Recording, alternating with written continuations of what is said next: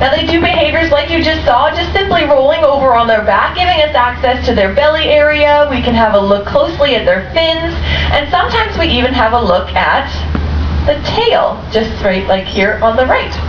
And by looking at the tail, this actually allows us to take blood samples from the belugas. That's where they come from.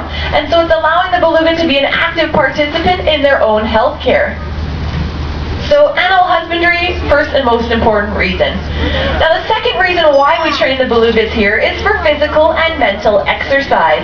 Now you'll notice the trainers have moved the belugas a little bit around the habitat. This will happen often, and they'll get them to do a wide variety of different behaviors. Now this is to keep them both mentally and physically in shape.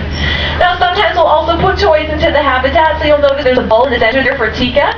That's again just something different to change things up for the belugas. Now, while you won't see our belugas leaping out of the water like our dolphins, they can get a pretty large portion of their body out of the water. And so we get to do those behaviors every now and then as well to work on different muscle groups. That's a nice look at Aurora's tail right in front there. Excellent. So we're on to reason number 3. So we've got the first two, animal husbandry and physical and mental exercise. Now the third reason why we train the belugas here is for education, research, and conservation. Now this species of whale is found up in the Arctic, so very, very cold waters, and so you're hard-pressed to find researchers hanging out there year-round studying this species. So by us working so closely with the belugas here at the aquarium, we can learn more about them.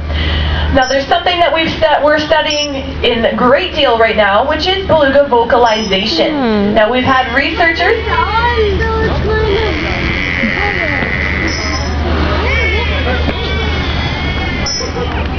There's some of that vocalization right there, and you'll notice it was a variety of different noises. Belugas are capable of making different grunts, squeals, chirps, and clicks, which have actually got them named the canaries of the sea.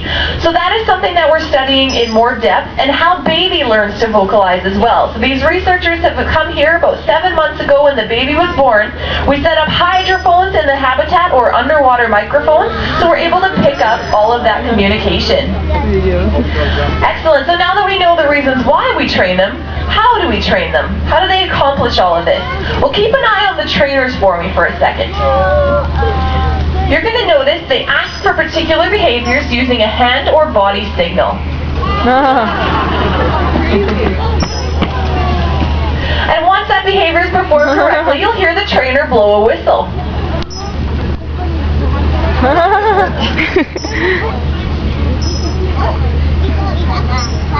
And now once that whistle is blown, that indicates to the beluga they've done the behavior correctly and can now receive some positive reinforcement from the trainer. Now it's clear to see here, if you were a beluga whale, what would you want to receive as reward for doing a good job? Fish, exactly. So our belugas are getting lots of fish from their trainers, especially Mom Tila. So over at the far left there, she's getting a lot of fish because she is still nursing the baby. So Tika's not on solid foods yet. Belugas start to wean their calves at about 6 months old, but she's 7.5 months. We've introduced the idea of fish to her. She's not quite interested yet, which is fine. It could take up to 2 years to be weaned completely off of her mom's milk. But since we're not feeding Tika solid foods, we can't really use that as a positive reinforcement with her. But you'll notice in the center there that Julie is working with her. She is in the initial stages of training. So we have different forms of positive reinforcement with the belugas. Tika has shown us in her first 7.5 months of life that she's a very tactile animal. She really enjoys tongue rubs by the trainers, also likes to get her belly rubbed and her body rubbed. And this is our form of positive reinforcement with Tika. Now the goal with that is that she'll eventually also be an active participant in her own health care as well, so we can keep a closer eye on her as she gets older.